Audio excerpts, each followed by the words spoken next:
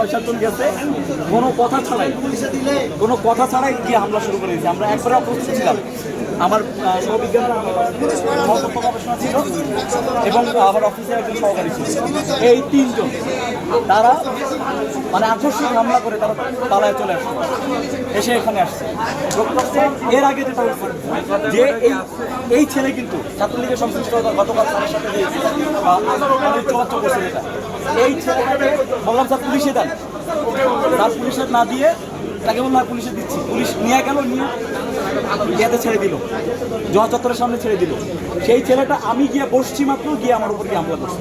তাহলে এটা দায় আমি বলতো কাকে দিই? ওখানে সংশ্লিষ্ট যত সাধারণ শিক্ষার্থী ছিল আজকের এই ঘটনায় আমার উপরে হামলা হতে পারে, তাদের উপর হামলা হবে না, এটা গ্যারান্টি।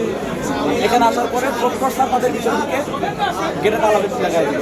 জানা কথা যে এখানে রিডিং রুম, এখানে পরিবেশ নষ্ট হবে। সে একটা দপ্তরে গিয়ে হামলা করে আসছে, এখানে ব্যক্তিকে হামলা করে রেখেছে, রাষ্ট্রকে গিয়ে হামলা করে আসছে। এখানে একদম টু দ্য পয়েন্ট একটা প্রশ্ন করি।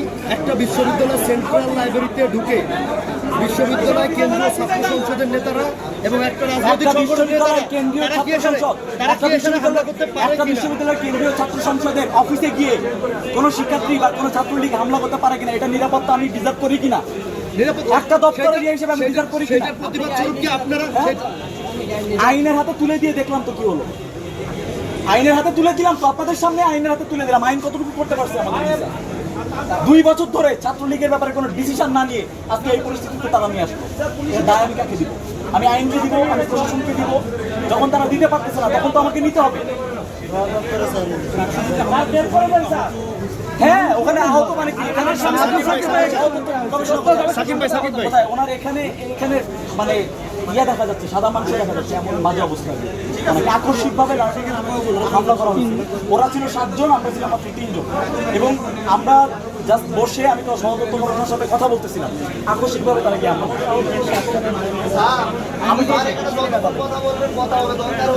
এখানে আরেকটা জিনিস নাম সাবের করে দিয়েছি। আমার দেখেন অবস্থা এই এদের মানে এইখানে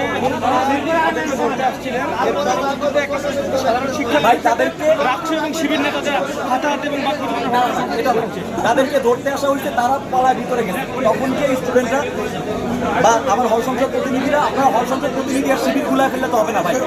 আমার এখানে হল সংসদ প্রতিনিধি আছে, এখন হল সংসদ কেন্দ্রীয় সংসদ ধরেন আমি রাষ্ট্রীয় সাধারণ সম্পাদক, আমার উপরে হামলা হয়েছে শিবির প্যানেল থেকে নির্বাচন করা তথ্য কমিশন সম্পাদকের উপর হামলা হয়েছে। তারা তো এইখানে তাদের নেমে কি শিবিরের মিডিয়া সেক্রেটারি এখানে ছিল, এটার ডিসিশন তাদের থেকে নিতে হবে, এটা তো আর আমি দিতে